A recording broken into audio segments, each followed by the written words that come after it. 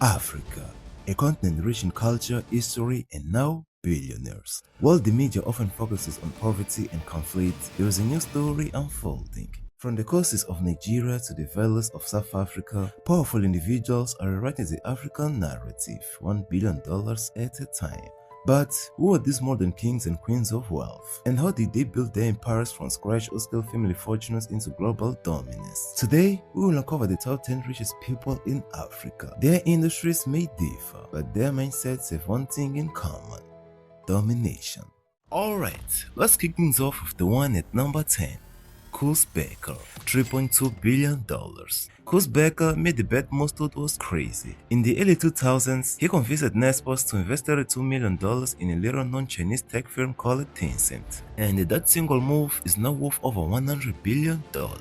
He transformed the sleepy publishing company into a global tech investor. Becker's style is quiet, visionary, and incredibly risky. And as we see, that risk paid off beyond anyone's imagination.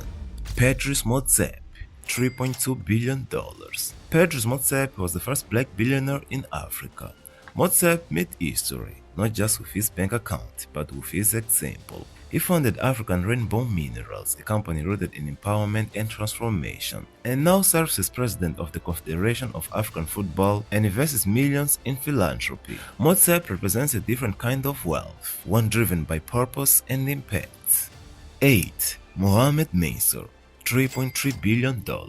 Mohamed Mansour runs one of Egypt's largest conglomerates, the Mansour Group. He brought General Motors to Egypt and now operates one of the biggest GM dealerships worldwide, and he also controls rights to distribute Caterpillar machinery across Africa. But he's more than a businessman. He served in Egypt's government and is now investing heavily in tech and startups. His wealth is diversified and his ambition global. 7. Abdul Samad Rabiu, $5.9 billion. Abdul Samad Rabiu is often seen as Dangote's quiet rival, but don't be fooled. His BUA group is expanding aggressively across West Africa, especially in cement, sugar, and real estate. Unlike many billionaires who inherited wealth, Rabiu took over a struggling family business and scaled it into a diversified empire. His secret: regional expansion, vertical integration, and staying out of the spotlight. 6. Mike Adenuga, $6.9 billion. Mike Adenuga has led his way to the top. From selling lace fabrics and soft drinks in university, he became a serial entrepreneur. But his real break came when he founded Globalcom, Nigeria's second largest telecom operator. And he didn't stop there. His oil company, Conoil, taps into Nigeria's vast resources. Adenuga is a silent billionaire, rarely in the media but always making moves. And his story is proof that hustle and timing can change everything. 5. Naguib Sawiris, $7.5 billion. Outspoken, political, and bold, Naguib Sawiris is the major safe brother in the Sawiris empire. He made his fortune building telecom infrastructure in Egypt and then expanded to North Korea, Iraq, and Bangladesh. But now he invests in gold mining, real estate, and even tourism. 4. Nassef Sawiris, $9.6 billion. Nassef Sawiris is the quiet billionaire. His family built Orascom, one of the largest construction companies in the Middle East and Africa. But Nassef had big ambitions. He now holds major stakes in Adidas and OCI, a global fertilizer producer. He's a true global investor. He combines Egyptian grit with European reach. And while others chase headlines, Sawiris builds silently and powerfully. 3. Nikki Oppenheimer, $11.5 billion. For decades, Nikki Oppenheimer controlled the world's diamond supply.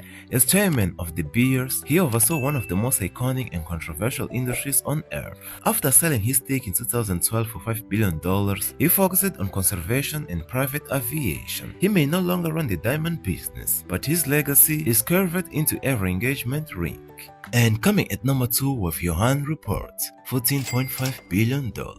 From the minds of Africa to the races of global elites, Johan Rupert turned high-end brands into a billion-dollar business. He chairs Richemont, which owns Cartier, Montblanc, and more. His journey began in banking, but his passion for luxury goods led him to dominate the market few Africans dared to enter. Rupert's fortune is a reminder: wealth isn't always built on local demand. Sometimes it is about global taste.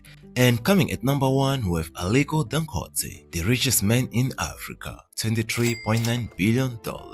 Aliko Dangote is not just Africa's richest man, he's a symbol of industrial power. He started in the 1970s trading sugar and cement with a small loan from his uncle. But Dangote saw the bigger picture. Why trade what you can manufacture? Today, Dangote Cement supplies over 60% of cement in Nigeria and has expanded to multiple African countries. His new oil refinery, one of the largest in the world, aims to make Nigeria self-sufficient in oil refining. And for Dangote, wealth isn't the goal. The goal is building Africa's future.